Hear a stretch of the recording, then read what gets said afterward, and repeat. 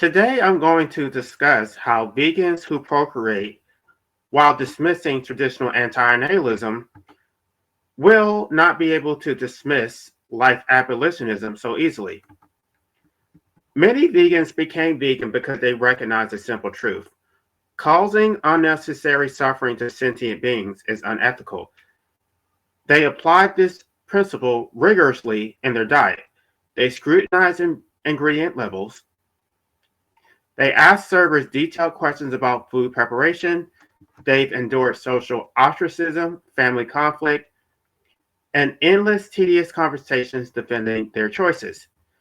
They did all of this because they genuinely believe that sentient beings, beings capable of experiencing suffering, deserve moral consideration.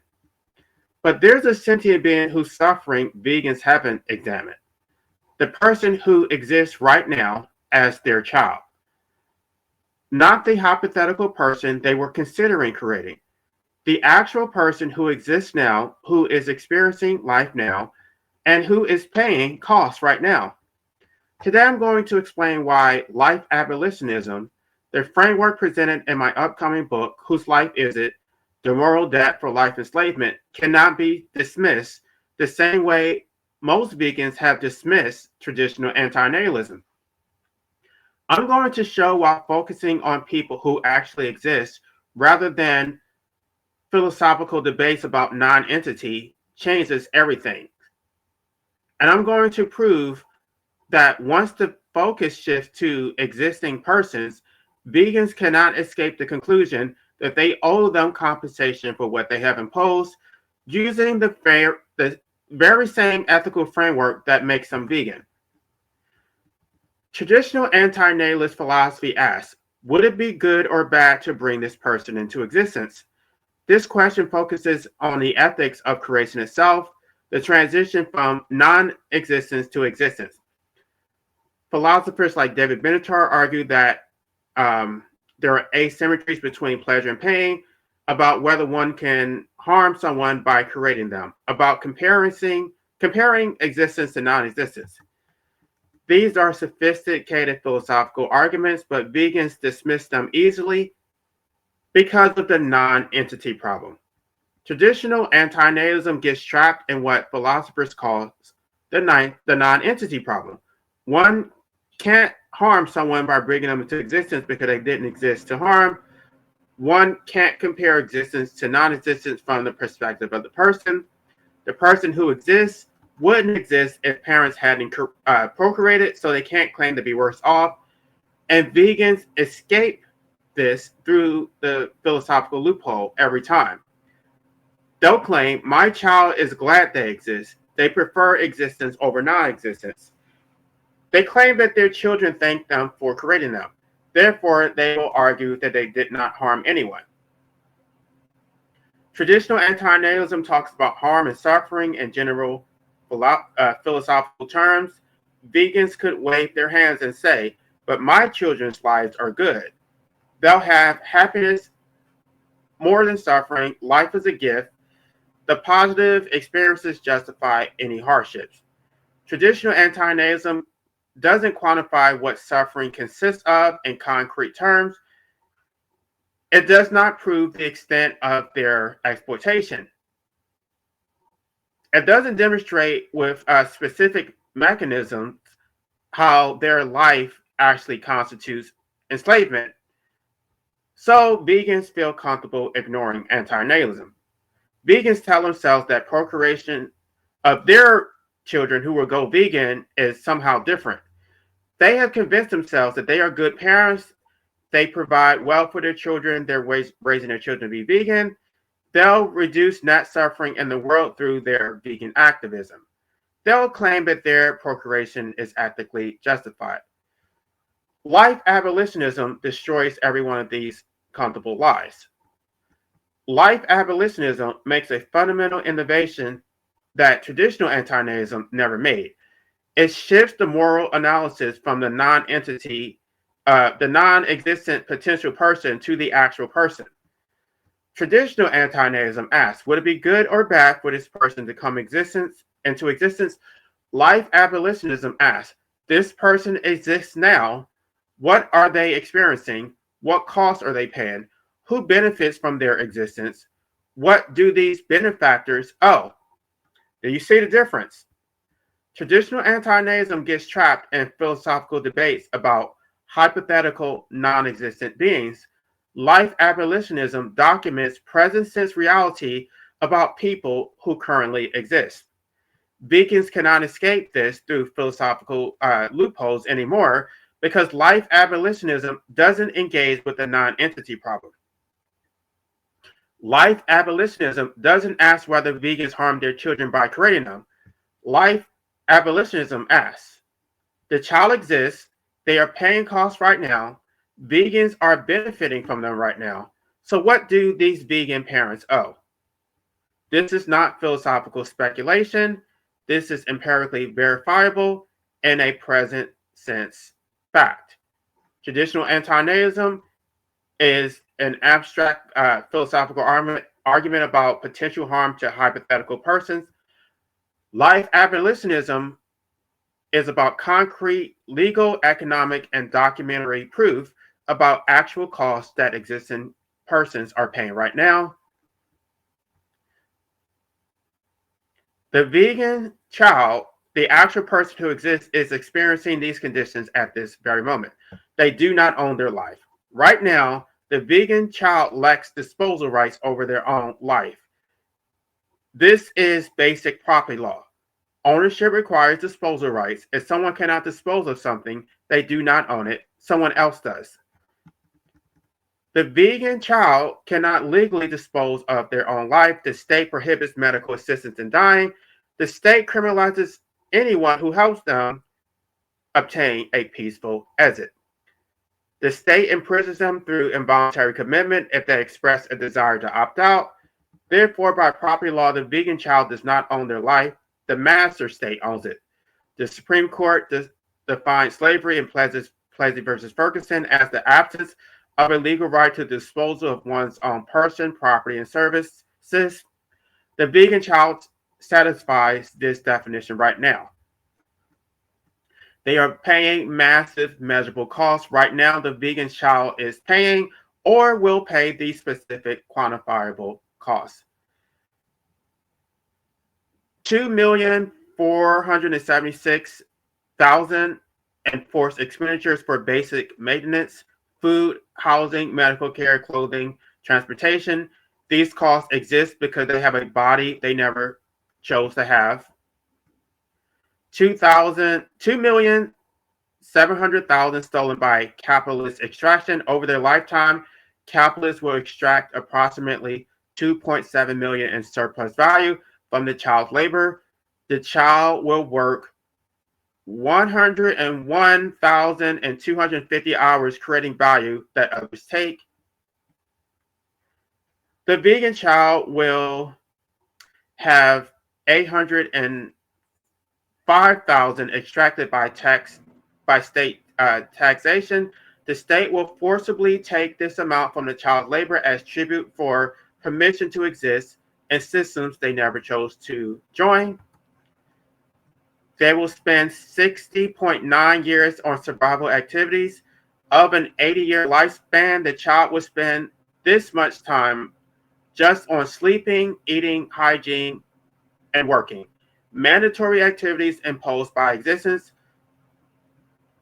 The total measurable costs are 5.4 million plus 60.9 years.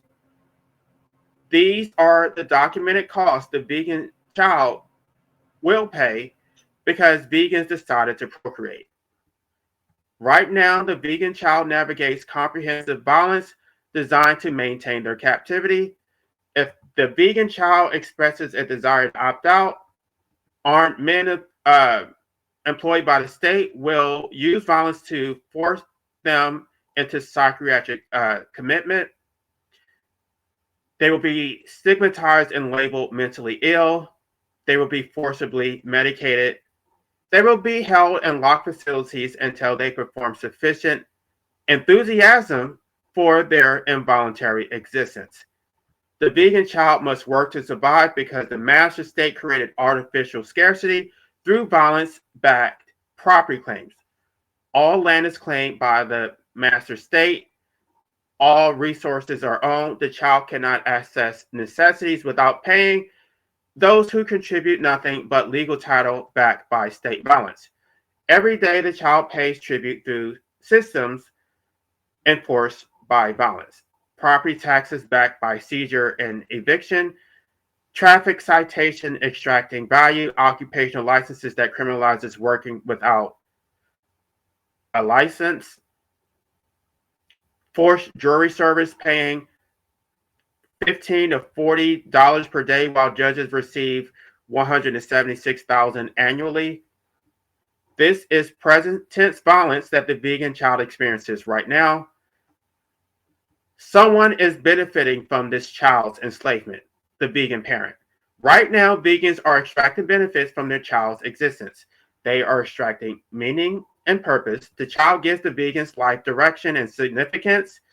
This is a profound benefit vegans receive daily. The vegan parent receives emotional satisfaction. Vegans experience love, joy, pride, fulfillment through their child. These positive emotions benefit the vegan parents. The vegan parent receives social validation. The child provides social status, inclusion in vegan communities, and validation from others. Society rewards vegans for procreating. The child carries the vegan's genetics, value, family name. Vegans feel less afraid of mortality because they created continuity beyond death. These benefits are real. Vegan parents receive them every day, and they receive them at the child's expense. What does the child receive? Zero. The vegan child receives nothing in compensation for the $5.4 million in costs they pay, the 60.9 years they spend on mandatory survival, the daily violence they have to navigate at the hand of the master state, the benefits vegans extract from their existence. From the vegan parents, what did they receive? Maybe adequate parenting if their obligation. It is their obligation to provide adequate parenting anyway. This is not an actual benefit. Possibly they may receive an inheritance. This is a debt payment. This is not a gift. From the master state, what they receive is a prohibition on the right to exit, extraction of value, and denial of remedy for the systemic oppression they will inevitably have to experience. From society, they receive the expectation that they be grateful. They're pressured to procreate and continue the cycle. The total compensation that the vegan child receives is zero. Do you see what life abolitionism accomplishes? It has transformed an abstract philosophical debate about whether procreation harms hypothetical non-existent beings into a concrete legal and economic analysis of unjust enrichment between parties who actually exist. The legal framework of unjust enrichment has three elements. One party is enriched. The other enrichment comes at another party's expense. The circumstances make retention without compensation unjust. All three elements are present right now. Vegans are enriched. They receive meaning, purpose, emotional satisfaction, social validation, and legacy from their child's existence. These benefits are substantial and ongoing. It is at their child's expense. The child pays $5.4 million in measurable costs plus comprehensive psychological suffering. The child bears these costs so vegans can receive the benefits their children's existence provides. Vegans retain these benefits, and it is unjust. The child never consented to providing these benefits. Vegans obtained them by forcing existence onto someone who could not refuse. The child bears all the costs while vegans receive all the benefits. Under established unjust enrichment doctrine, vegans owe restitution to their children. This is a legal claim, well, actually, it's a moral claim that vegans are currently extracting benefits without compensation from someone who exists right now. Vegans cannot escape this through the non-entity problem. Traditional anti-natalism asks, did vegans harm their child by creating them? Vegans are able to escape this by claiming that they did not exist to be harmed, so no. Conversely, life abolitionism asks, are vegans currently benefiting from their child's existence while the child bears costs that the vegan parents have imposed? Vegans cannot escape this because this is an observable fact. Traditional anti-natalism would ask, would the child have been better off if they did not exist? Vegans can escape this by saying that their children are glad they exist. Life abolitionism asks, does the child currently lack disposal rights?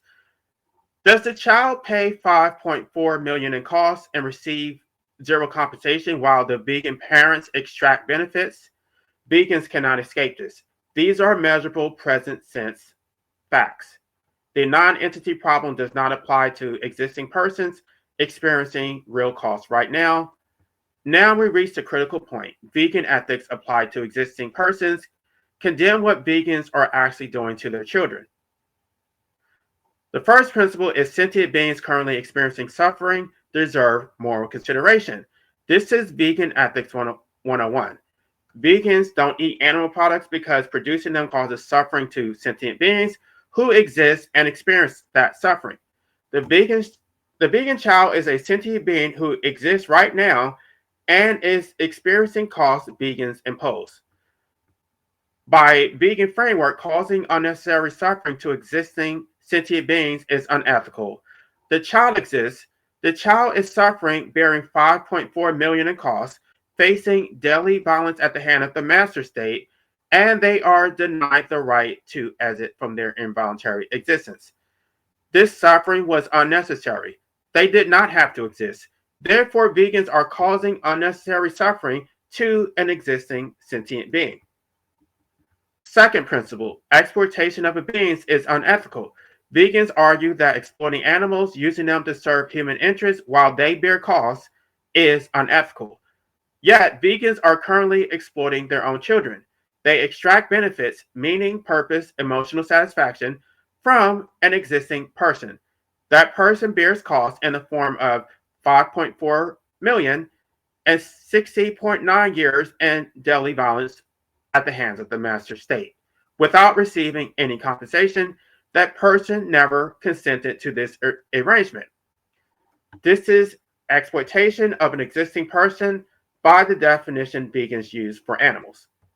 Third, unjust enrichment from existing beings requires restitution. When someone benefits from another's existence or labor without providing fair compensation, we call that exploitation. Vegans are currently unjustly enriched at their children's expense. This is not about whether creating them was wrong. This is about whether right now vegans owe compensation to an existing person for benefits they're extracting from. By any ethical framework that recognizes exploitation as wrong, vegans absolutely owe their children a moral debt. Vegans cannot escape this analysis by claiming my child is glad they exist or they prefer existence to non-existence. This misses the point. Life abolitionism is not asking whether the child prefers existence to non-existence. Life abolitionism is asking, do vegans owe compensation to an existing person for costs they bear while the vegan parents benefit? The child's subjective evaluation of their existence is irrelevant to the question of whether vegans owe payment for their unjust enrichment. Imagine a factory farmer who says, my cow seems content. They eat grass happily. They don't appear to wish they didn't exist. Therefore, I'm not exploiting them. Would vegans accept this argument? Of course not. They would say whether the cows appear content is irrelevant. You're exploiting beings who exist right now. You extract benefits, i.e., milk and meat, while the animals bear all the costs, confinement, bodily exploitation, and eventual death. This is unethical regardless of the animal's subjective state. Apply this same logic to vegan children. Whether the child appears glad to exist is irrelevant. Vegans are extracting benefits from a being who exists right now. The child bears the costs. While vegans receive benefits, this exploitation is unethical regardless of the children's subjective evaluation. The child may prefer continuing to exist now that they have been trapped into existence. This tells us nothing about whether imposing existence on them in the first place was justified. Survival mechanisms create a bias for existing beings toward continued existence. Humans have psychological adaptations that make continued existence tolerable once trapped inside of it. This doesn't prove that creating them benefited them in the first place. More importantly, their preference for continuing to exist doesn't eliminate the vegan's moral debt. If someone kidnaps another person and that person later says, well, I'm here now, I may as well make the best of it, does this eliminate the obligation to compensate them for kidnapping? Of course not. The child's adaptation of a forced existence doesn't eliminate the vegan's obligation to compensate their children for imposing that existence and for their unjust enrichment. Many vegan parents justify procreation by claiming their children will reduce animal suffering. This justification fails when analyzed in present tense terms. The vegan child exists right now. Right now, vegans are using them as an instrument for animal liberation. Vegans created a sentient being and assigned them a moral duty to reduce animal suffering. They did this without the child's consent. They imposed costs while claiming their existence serves animal welfare. This violates the fundamental vegan principle: don't use sentient beings as means to your end. The child is not a tool for liberation, is not a tool for animal liberation. The child is existing as a person with inherent worth who never agreed to serve vegan purposes. Vegans claim their children will reduce animal suffering, but they cannot guarantee the child remains vegan. Statistics show many children raised vegan abandon veganism as adults. Even vegan humans cause immense suffering to animals. Housing construction destroys animal habitats. Food agriculture kills animals. Transportation costs kills wildlife. The child's lifetime environmental footprint causes more animal death than could have been prevented through activism. The math doesn't work. Creating one more human, even a vegan human, is a net negative for animals. Consider what vegans invest in their children. 18 plus years of intensive time, approximately $310,000 to raise them to adulthood, approximately hundreds of thousands for college and ongoing support. These resources invested directly in animal activism would have immediate and measurable certain impact. They could have funded animal sanctuaries. They could have supported investigations. They could have paid for billboard campaigns. They could have paid for legal advocacy for animals, grassroots organizing. From a utilitarian perspective, focused solely on reducing animal suffering, vegans wasted resources that could have helped animals immediately. Instead, they decided to create a human being who will harm animals through their mere existence. Even if the utilitarian calculation were correct, which it isn't, the child never consented to be used as an instrument for animal liberation. This is exploitation of an existing person, which vegan ethics condemn. Some vegans might respond, but humans are different. Human life has special value. This response fails when analyzed under the present tense exploitation. If humans have greater value, exploiting them is even worse. Vegans spend hours researching product ingredients to avoid contributing to animal suffering. But they created an entire human being who they claim has special moral status and imposed $5.4 million in costs plus 60.9 years of forced labor on them without researching whether this was ethical.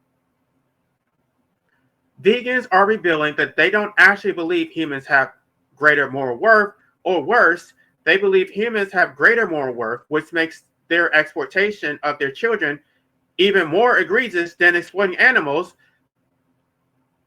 But they did it anyway because it serves their interests. Even if humans have special status, it doesn't justify using humans as tools without their consent. The child exists right now. Vegans are using them right now. The child never consented. Special status, special status for humans makes their exploitation worse, not better, because beings with greater moral worth deserve greater protection from exploitation. If human special status justifies exploiting children, then it justifies factory farming to feed animals.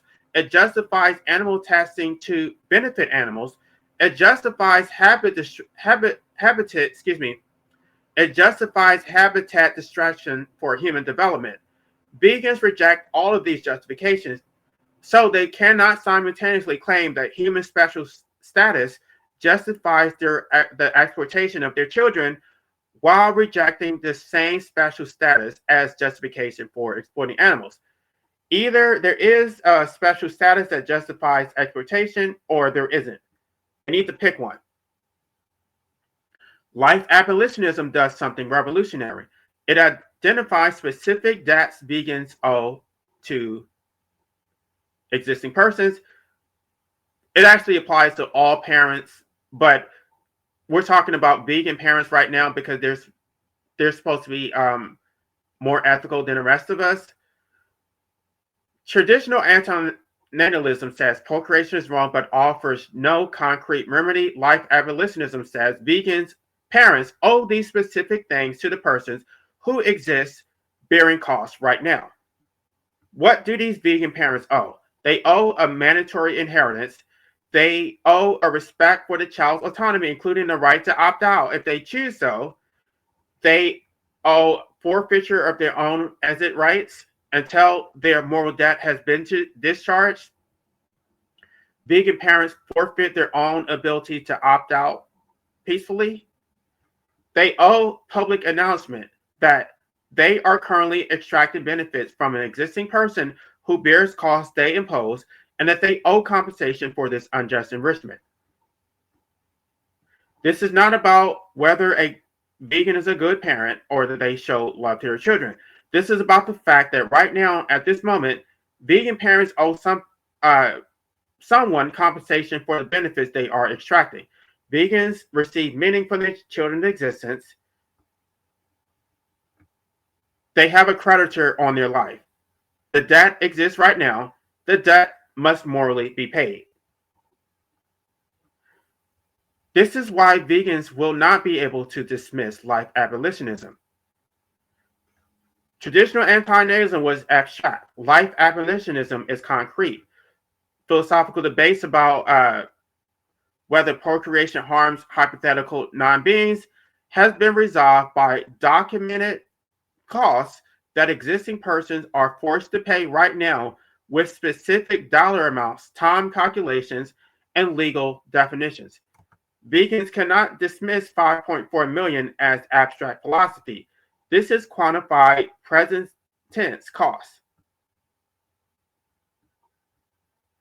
Every principle justifying veganism when applied to existing persons experiencing costs right now condemns the vegans' current relationship with their children.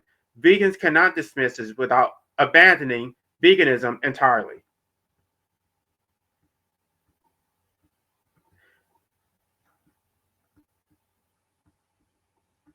Vegans are currently in one of two states. Either they're currently exploiting their children or they are not. This is an empirical question about the vegan present tense relationship with an existing person.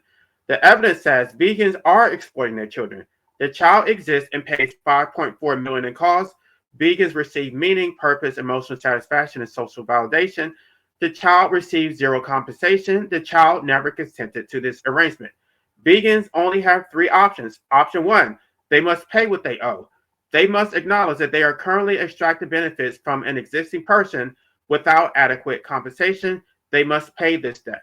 They are obligated morally to provide a mandatory inheritance of at least 50% of their estate, provided that they're not married. They must respect the child's autonomy. They must forfeit their right to exit until they have discharged these debts. And they must publicly acknowledge that they are benefiting from the child's existence. Most importantly, they will have an incentive to no longer procreate so that they do not incur further debt. Second, in order to be ethically consistent, they would have to abandon veganism. If vegans want to continue extracting benefits from their children without acknowledging what they owe, then they would be ethically required to abandon their ethical framework. Otherwise, they would be exposed as complete hypocrites. They would have to admit they don't actually believe that exploiting sentient beings is unethical. They would have to apply ethical principles selectively based on convenience. And they would have to admit that they're comfortable benefiting from existing beings without their consent. This is what would be required in order for vegan parents to be intellectually honest. They would have to abandon veganism and admit that they care more about avoiding animal suffering than about human suffering that they're currently causing through their decision to procreate. Vegans can try to dismiss these arguments. They can refuse to engage. They can call me extreme. They can continue procreating while extracting benefits and calling themselves ethical. But understand what this demonstrates. It demonstrates that ethics are tribal signaling, not genuine principles, that they follow them when they are socially rewarded, but abandon them when it threatens their own lifestyle choices. The child's present tense suffering matters less than the desire for meaning and social validation. This is intellectual cowardice and moral hypocrisy. Traditional anti-analism asks philosophical questions about non-existent beings. Vegans dismiss these questions because philosophy about hypothetical persons is not compelling. Life abolitionism documents present tense facts about existing persons. Vegans cannot dismiss these facts without abandoning the ethical framework that makes them vegan. The unjust enrichment of existing persons by the definition vegans already accept applies to animals. Right now, vegans owe their children compensation, not because they're bad people, not because they hate children, but because they are currently extracting benefits from an existing person who did not consent to exist.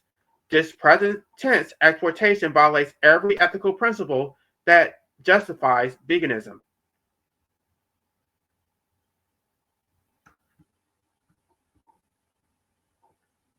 Vegan children are enslaved right now. They are paying $5.4 million in costs for their involuntary existence. They face daily violence from the master state. They don't have the right to opt out. And the vegan parents benefit from all of this without paying a dime.